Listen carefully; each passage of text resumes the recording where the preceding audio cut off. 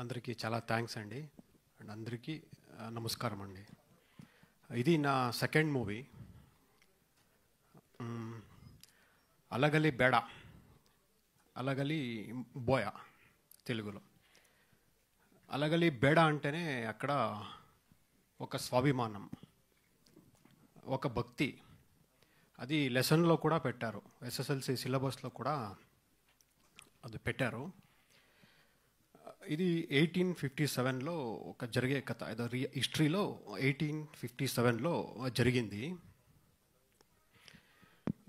ఇది కర్ణాటకలో first independent war, ఇండియాలోనే ఫస్ట్ ఇండిపెండెంట్ వార్ ఆఫ్టర్ సిపాయి దంగే అయినాక.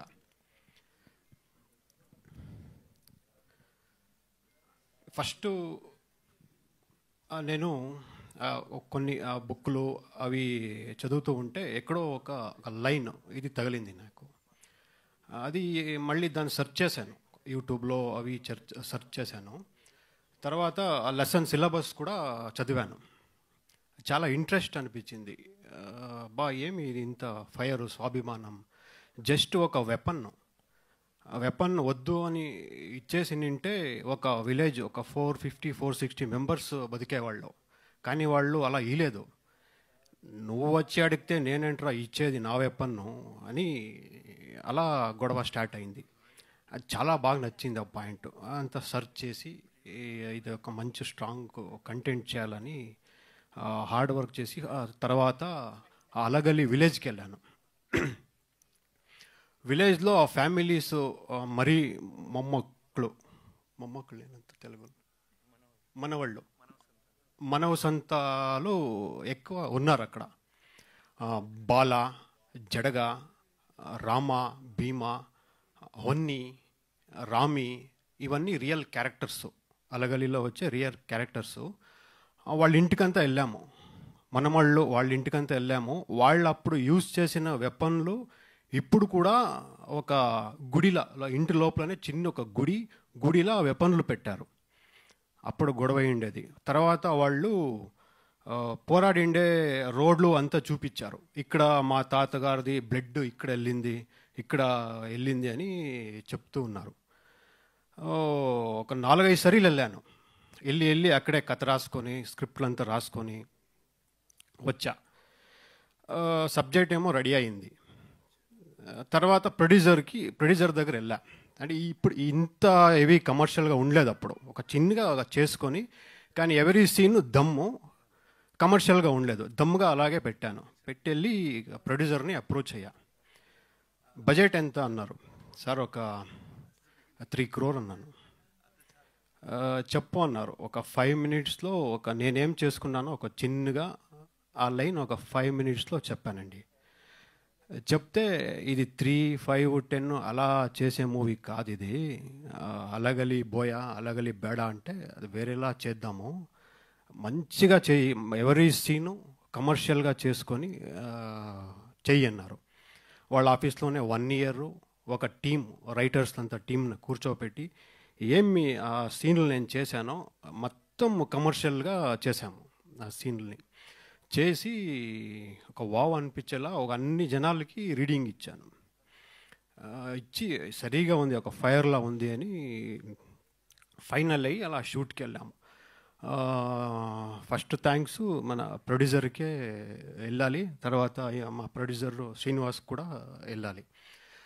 నెక్స్ట్ మన డిఓపి గారు, డైరెక్టర్కి ఇంకో ఫేస్ డిఓపి.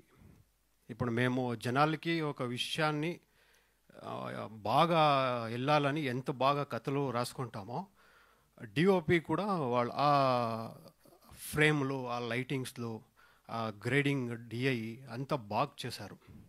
అందుకని ఇంత బాగా రిచ్గా వచ్చింది. తర్వాత మన డాలీ సార్, వాళ్ళకు జస్ట్ ఒక మెయిల్ పంపాను, సబ్జెక్ట్ ఈ స్టోరీ ఇలా ఉంది అని. వాళ్ళకు మెయిల్ వెళ్ళింది. తర్వాత మా ప్రొడ్యూసర్ గారు వెళ్ళి మీట్ అయ్యారు. మీట్ అయితే ఈ సబ్జెక్టు ఊరికే అలా ఇలా చేసే సబ్జెక్టు కాదండి, షర్టు ఇప్పి ఇసిరేసి చేసే సబ్జెక్ట్ ఇది అని. ఒక 8 to 10 months మంచి బాడీ, జడగా అనే క్యారెక్టర్ ఎలా ఉండాలని ఆ క్యారెక్టర్కి రెడీ అయ్యి చేశారు. తర్వాత మేడం కూడా సప్తమి మేడం కూడా ఒక వెళ్ళి ఇంట్లో స్క్రిప్ట్ చెప్పాను. వాళ్ళ నాన్నకి ఆ ముందు ఆ స్టోరీ అంతా తెలుసు. వాళ్ళ నాన్న పెద్ద ఐపీఎస్ ఆఫీసరు.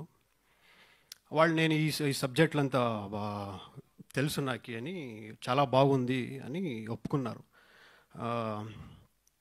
ఆ క్యారెక్టర్ హొన్ని అనే క్యారెక్టరు, మళ్ళీ జడగా అనే క్యారెక్టర్ని ఎంత బాగా చేశారంటే మేడం కూడా బాగా అద్దురిగా చేశారు. నెక్స్ట్ మన మ్యూజిక్ కూడా చాలా బాగా చేశారండి. ఇప్పుడు 40% షూటింగ్ అయిపోయింది. ఫస్ట్ స్కెడ్యూల్లో మైసూర్లో చేసాము, మొత్తం బ్రిటిష్ ఎపిసోడ్లు అది. మన డిఓపి గారు శివేంద్ర గారు మంచి లైటింగ్స్, దానికి ఒక కలర్ ప్యాటర్న్ చేసి బాగా విజువల్స్ని తీసిచ్చారు. సెకండ్ స్కెడ్యూల్ జైల్ ఎపిసోడ్, ఆ జైలు మొత్తం సెట్ వేసి ఒక జైల్ షూట్ అయింది. మళ్ళీ థర్డ్ స్కెడ్యూల్ ఒక నెలమంగళలో ఒక బ్రిటిష్ ఆఫీసు సెట్ వేసాము, అది కూడా అయింది. తర్వాత ఒక 6 ఎకర్లో గవర్నమెంట్ ల్యాండ్ తీసుకొని ఒక మొత్తం అలగలి విలేజ్ని క్రియేట్ చేశాము.